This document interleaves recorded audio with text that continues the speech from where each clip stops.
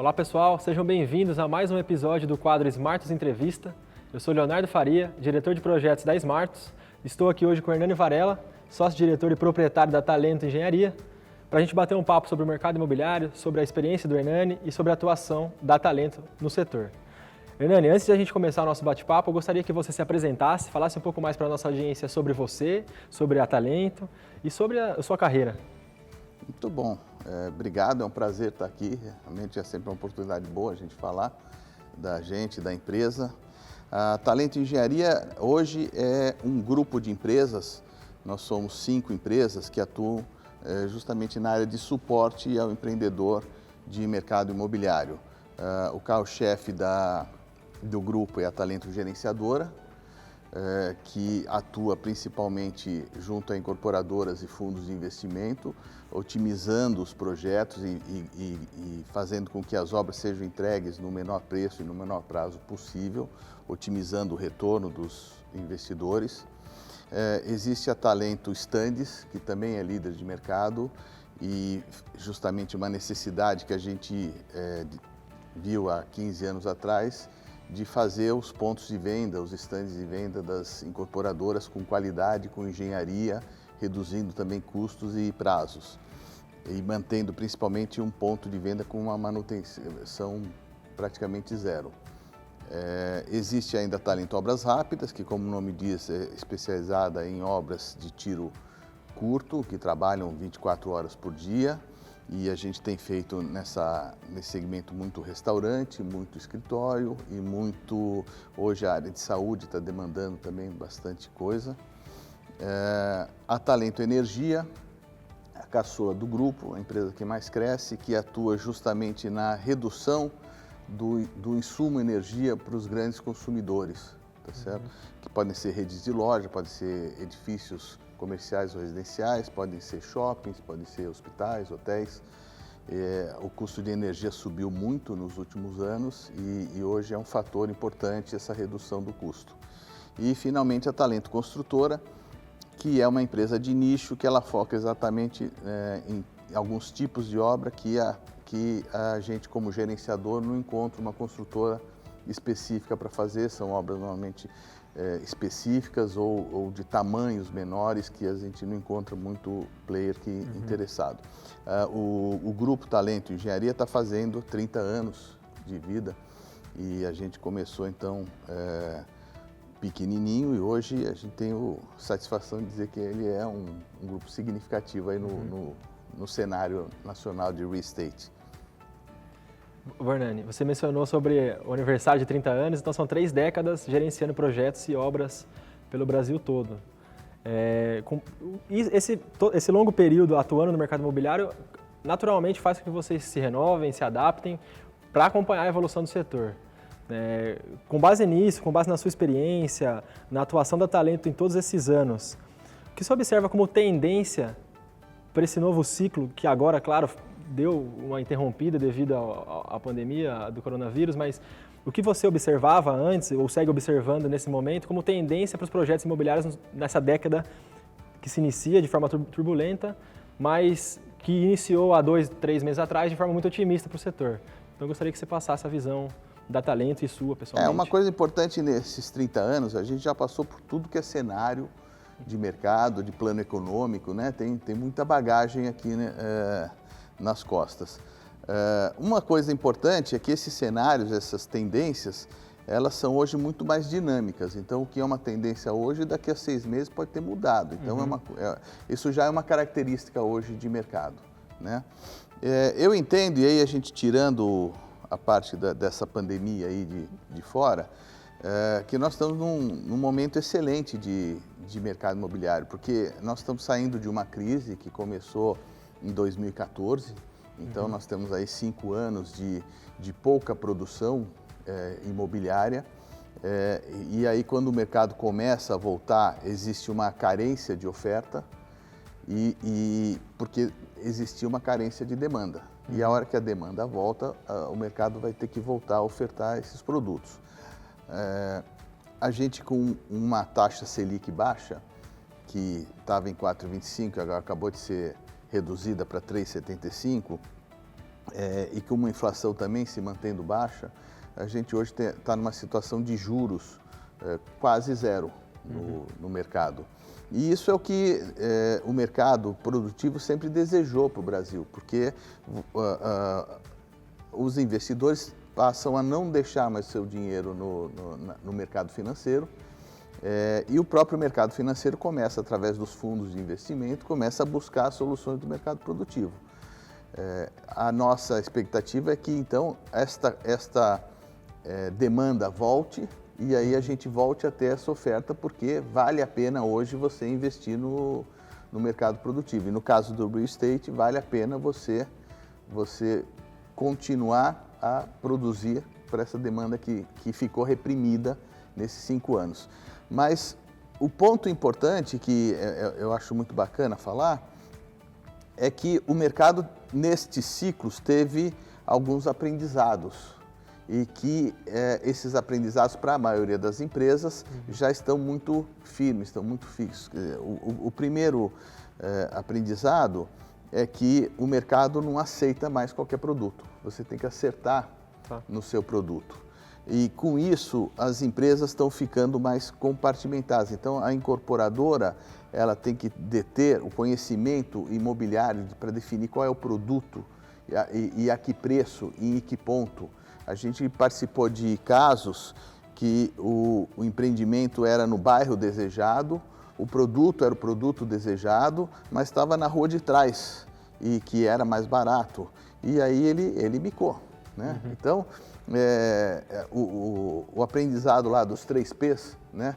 Ponto, produto e preço, eu acho que isso já ficou muito enraizado. Se faltar um dos 3 P's, o empreendimento ele fica capenga. E essa inteligência imobiliária está na incorporadora.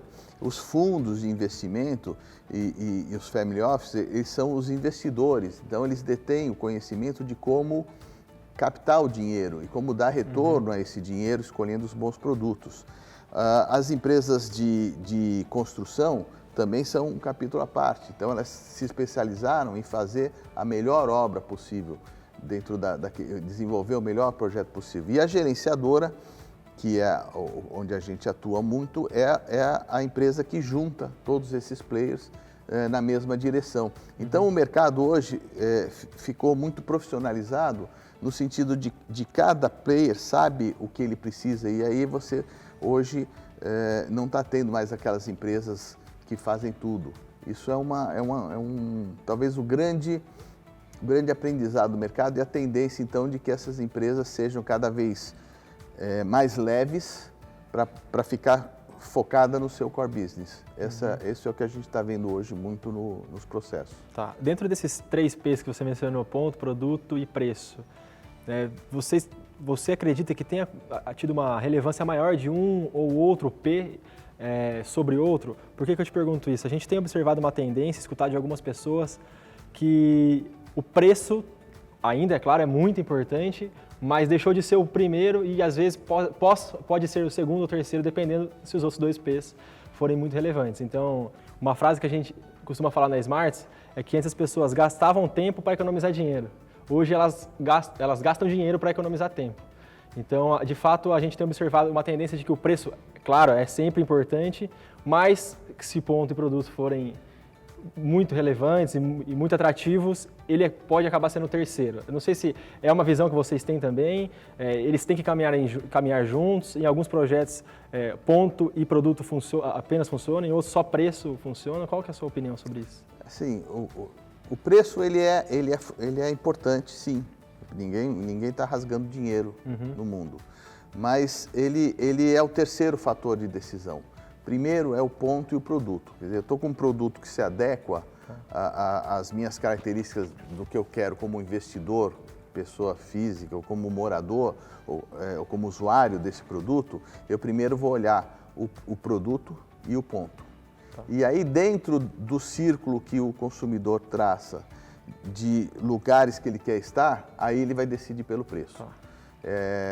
Isso tem sido muito bom e a gente tem vivido muita experiência nesse sentido, gerenciando obras, aonde a gente procura reduzir o custo da obra justamente para que o incorporador seja mais competitivo na hora dele definir o preço do produto dele. Uhum. E dentre as centenas, milhares de obras que vocês gerenciam e acompanham, eu imagino que boa parte delas tenham problemas em comum, inclusive relacionado a esses 3 pontos. Fora desses 3 pontos, existe algum problema em comum que se destaca dentro de praticamente todos os projetos imobiliários? Não, assim, o foco tem sido basicamente nessa questão. Hoje o mercado está muito profissionalizado, a cadeia produtiva está muito profissionalizada e as construtoras estão investindo em alguns outros produtos. O que a gente tem feito muito fora tem um quarto P, que é a produtividade das equipes de obra.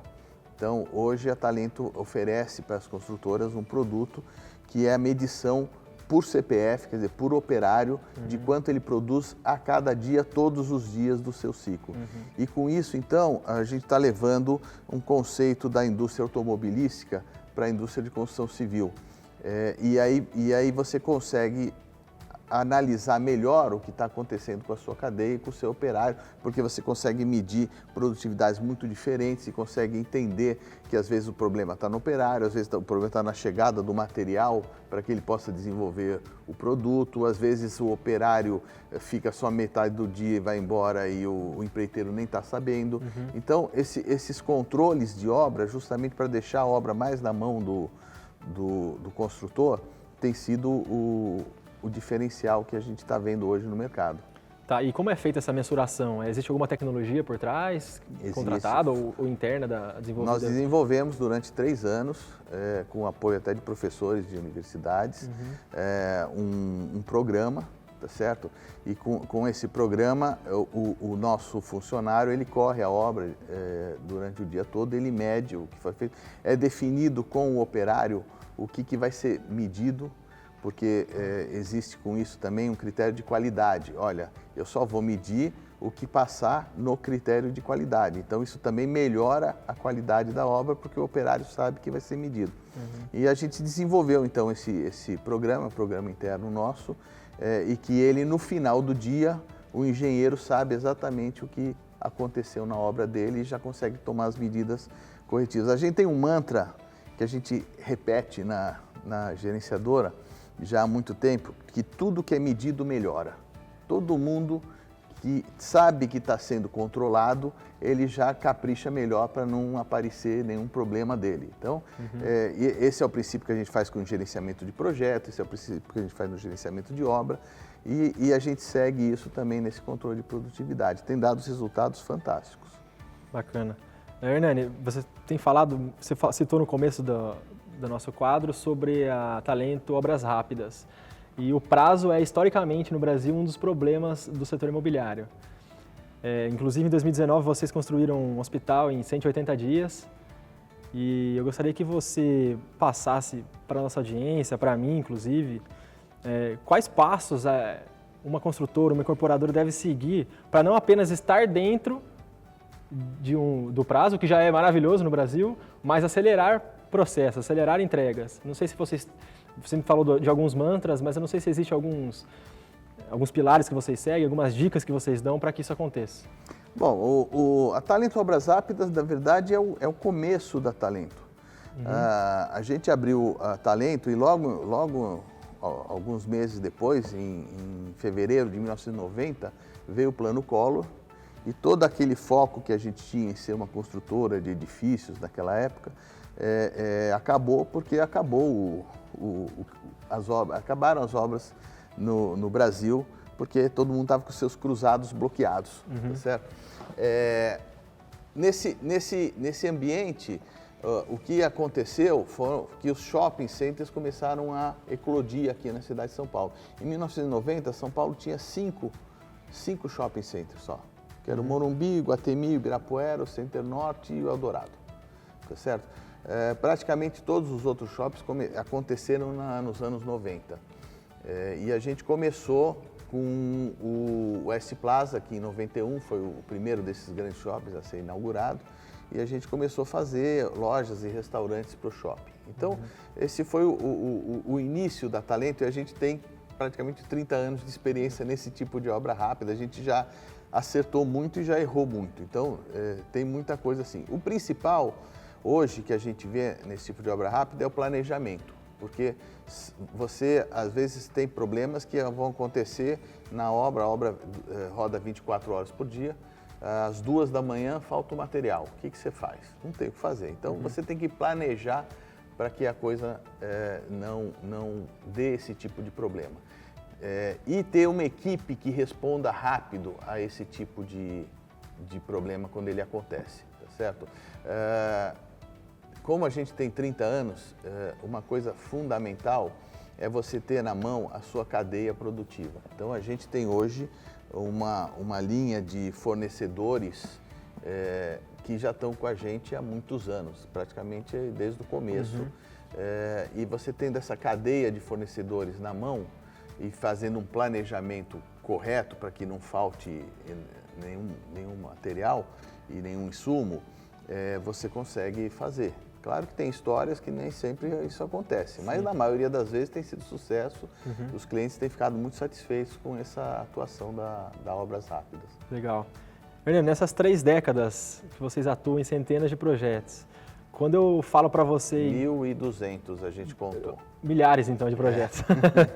1.200. Quando eu falo para você em case de sucesso, seja pela produtividade, pelo desafio superado no final, pelo prazo de entrega, pela agilidade, pelo planejamento, vem algum projeto específico na sua cabeça ou alguns projetos específicos na sua cabeça? Se é que é possível? Tem vários projetos, né? São mais de 1.200, então tem muitos exemplos aqui, porque uma coisa é fazer obra em São Paulo, outra coisa é fazer obra no Rio de Janeiro, outra coisa é fazer obra no Norte, no Nordeste, outra coisa é fazer obra no Sul.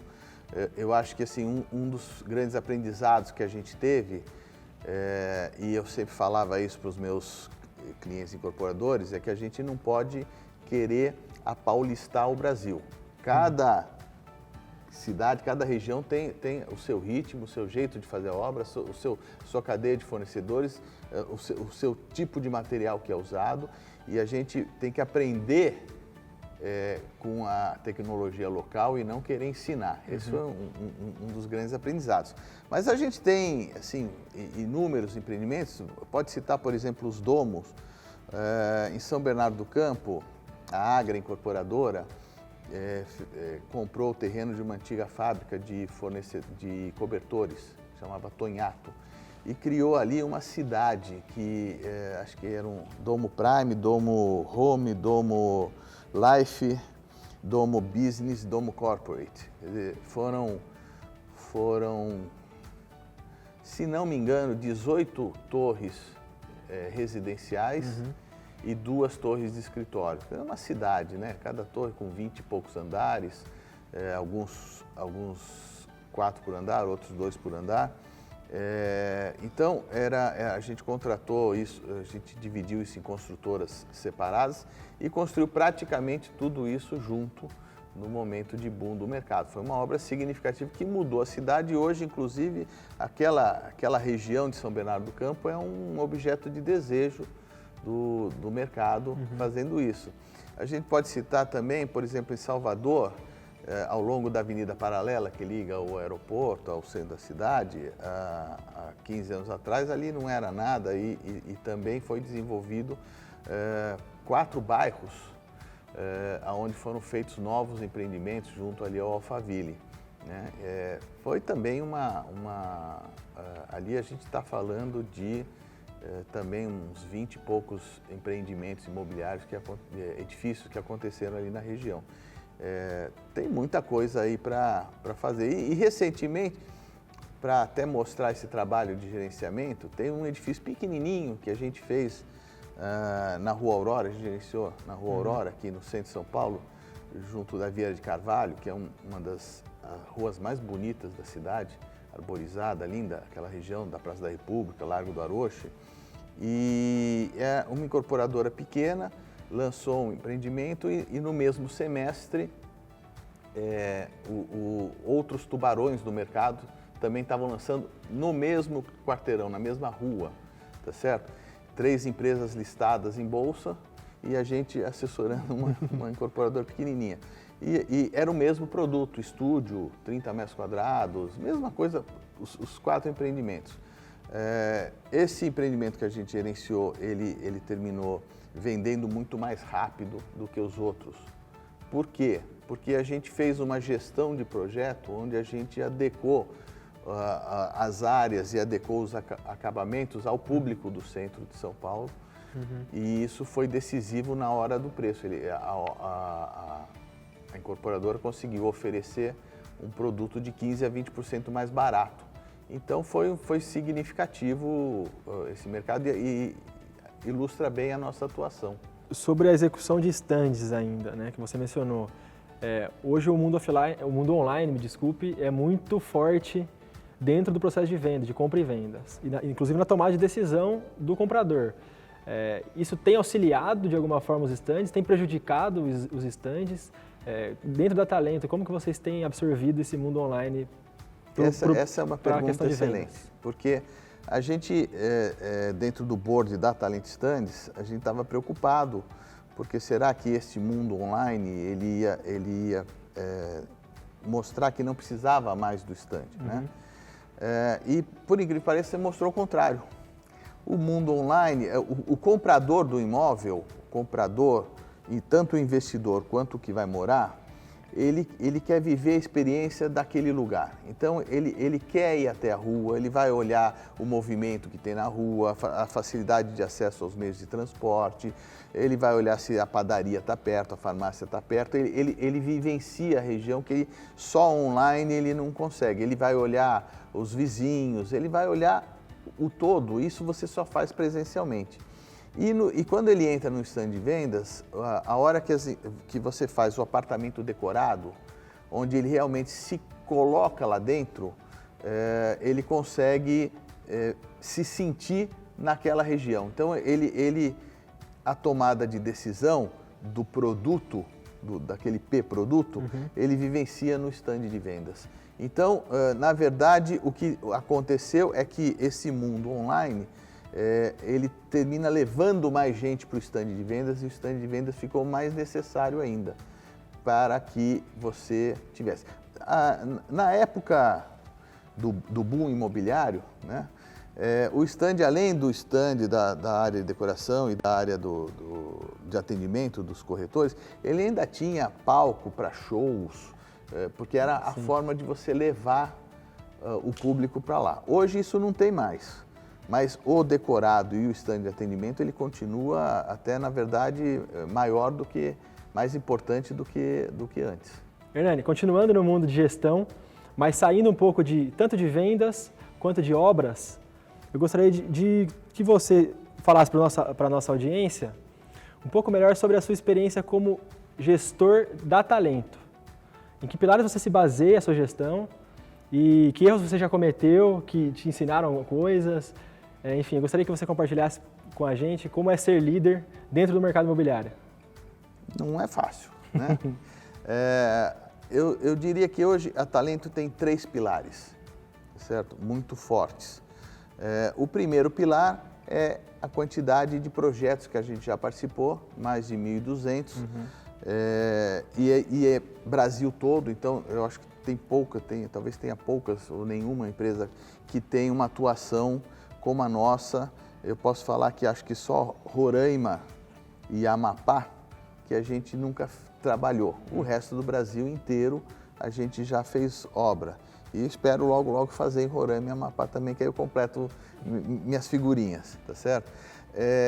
Então, isso dá uma bagagem, porque também dentro das empresas a gente atuou em residencial, comercial, Minha Casa Minha Vida, AAA, shopping, hotel, hospital, loteamento, acho que todo tipo de empreendimento imobiliário. Então, esta bagagem dá para a Talento um banco de dados. Eu tenho uma equipe hoje no escritório que fica só trabalhando esses custos e esses indicadores dessas obras para saber por que a obra A performou melhor do que a B, por que aquele projeto foi mais econômico, por que aquela construtora conseguiu ser melhor. Isso dá uma riqueza para a tomada de decisão muito grande. Esse é um dos pilares.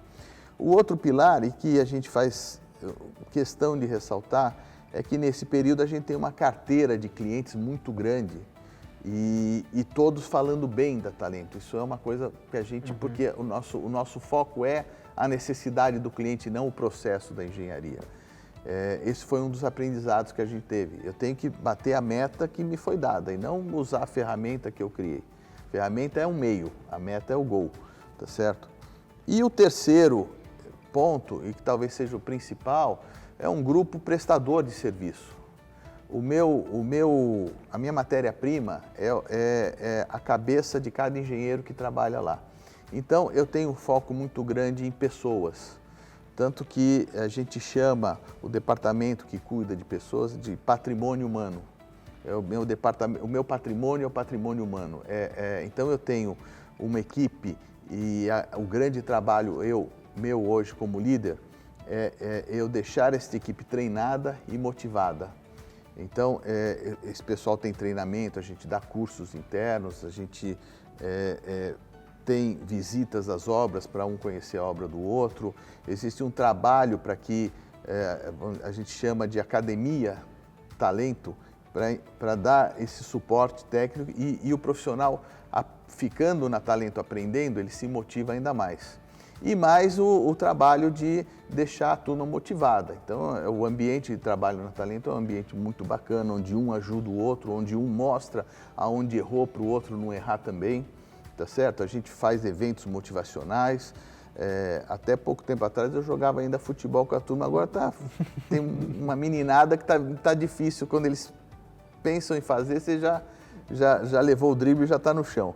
Mas, enfim, tem uma motivação e o principal, a gente tem uma remuneração participativa. A gente tem as metas da empresa e as metas pessoais. A empresa e as pessoas cumprindo a meta, a gente distribui 25% do lucro anual da empresa para a equipe, tá certo? Isso faz com que as pessoas realmente foquem em atingir as metas, que são as metas, inclusive, dos clientes das obras que ele trabalha.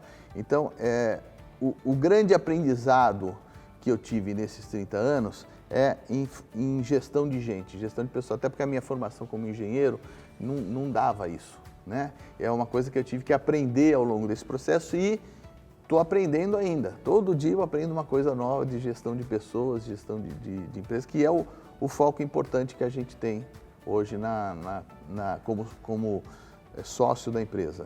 Bacana, Hernani. Hoje vocês têm escritório em São Paulo? Onde ficam? Nosso escritório fica na Vila Olímpia, certo? Na rua Tenerife, 31, em frente ao shopping Vila Olímpia. A gente já teve escritórios na época do boom, a gente já teve escritórios em Curitiba, no Rio de Janeiro, Belém e Salvador. Hoje a gente continua com as equipes, mas a gente monta os escritórios no próprio canteiro de obra, por uma questão de aprendizado de canteiro. E hoje também, naquela época não tinha os coworkings, né? Hoje é muito mais fácil quando você precisa, usa de algum coworking, mas não tem sido mais necessário porque as reuniões a gente usa muito videoconferência, então hoje tem uma aparelhagem tecnológica que dá suporte maior para a gente. Bacana, Hernani. Você falou de coworking, eu vou fazer uma pergunta quero que você dê sua opinião pessoal e não necessariamente vocês atuam diariamente com isso na Talento, imagino que atuem em alguns projetos, mas nós temos observado alguns novos modelos de negócio sendo viabilizados no setor. Então, para citar alguns exemplos, o próprio coworking, como você mencionou, o iBuyer, que surgiu e agora é a nova moda do setor, a Loft se tornando um unicórnio. Temos o residencial para renda, também que chama multifamily, que é muito famoso fora do Brasil, e aqui a gente está aprendendo a fazer. A pergunta que eu te faço é, em quais modelos de negócio você particularmente aposta para o setor nesses próximos anos? Olha, essa é uma pergunta muito legal, porque, na verdade, o Brasil sempre teve um mercado restrito, e aí quando aparecia uma novidade, todo mundo corre para essas novidades e vai apostando. Eu aposto hoje na diversidade, porque aquele efeito manada que todo o mercado já passou, isso está deixando. Então, você tem hoje, por exemplo, a gente está a gente está fazendo projetos, gerenciamento de projetos de residenciais estudantis, tá certo? Isso é uma aposta, é legal, bacana. Tem também o senior living, é outro segmento.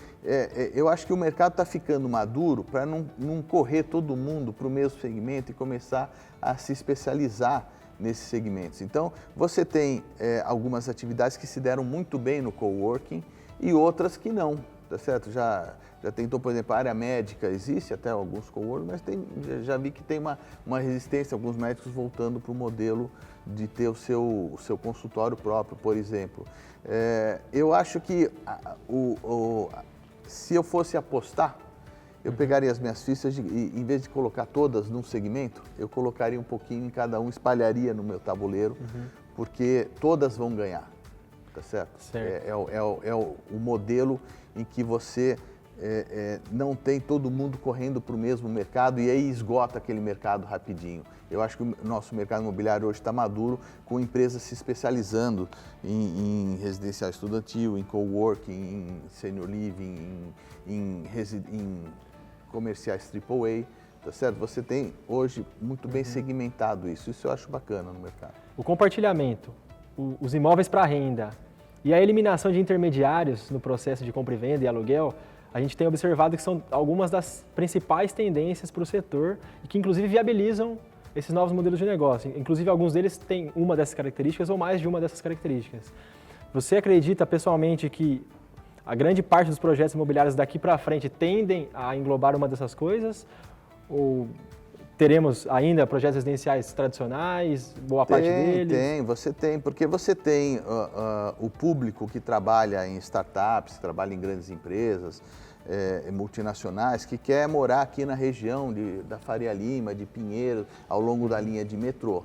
E eles são singles, são pessoas ou jovens casais, e eles têm, naquele momento, uma necessidade de vida. Mas você tem também aquele outro que tem 1, 2 filhos e quer morar num espaço maior, que tem estrutura, e às vezes não tem o bolso para morar no bairro. Então ele vai procurar outros bairros, e você tem alguns bairros, por exemplo, que tem tido boa aceitação de produtos, Limão, Freguesia do Ó, que são bairros que não estão nesse eixo que eu falei, mas que oferecem produtos para uma família mais tradicional ou maior.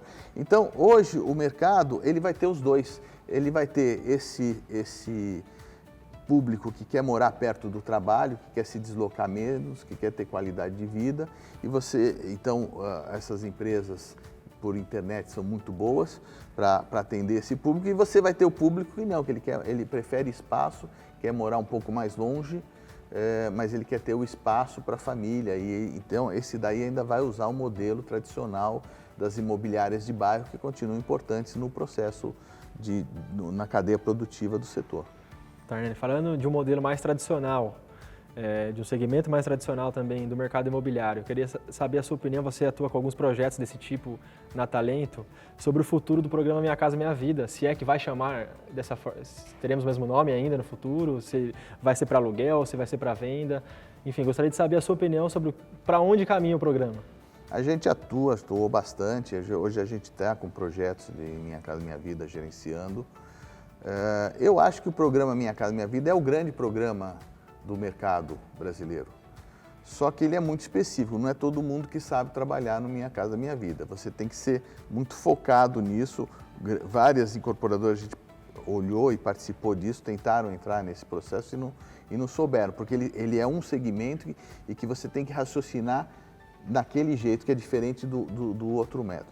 Eu não vejo como ele terminar, não, porque a grande demanda brasileira de residência está nesse setor de moradia.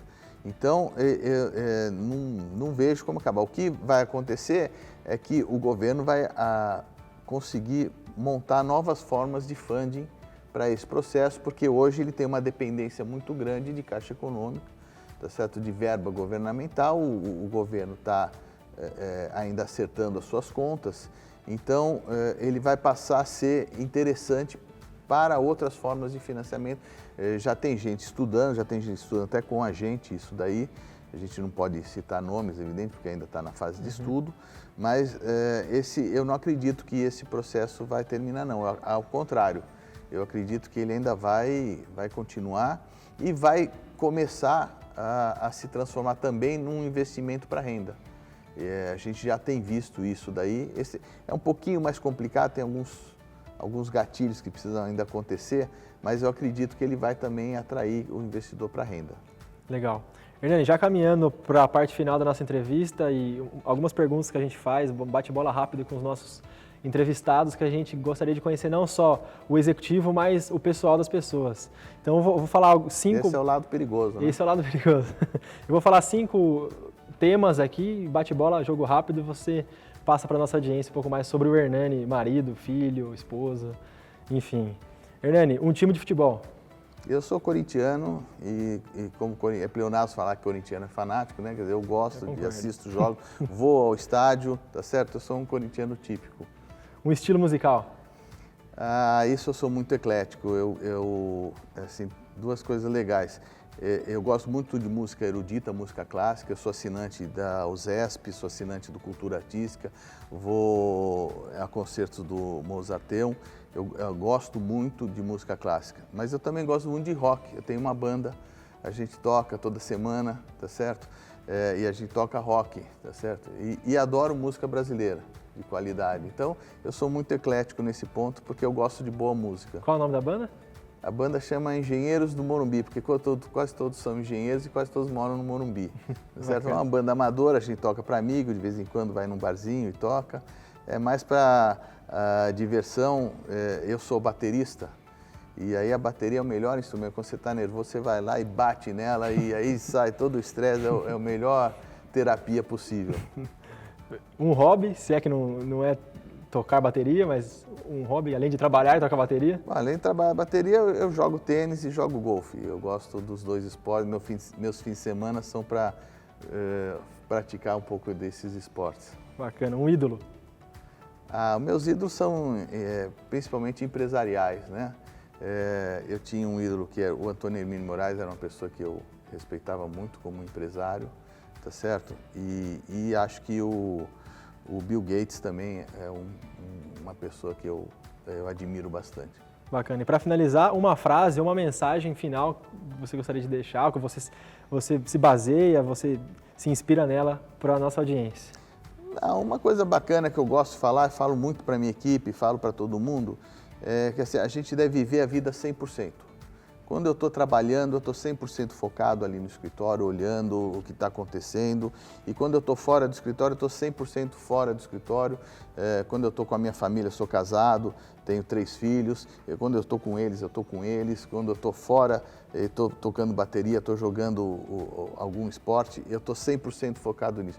É viver a vida com entusiasmo, é viver a vida com realmente aquele valor de você fazer o melhor possível dentro daquele momento. Então, eu chamei isso de teoria do 100%.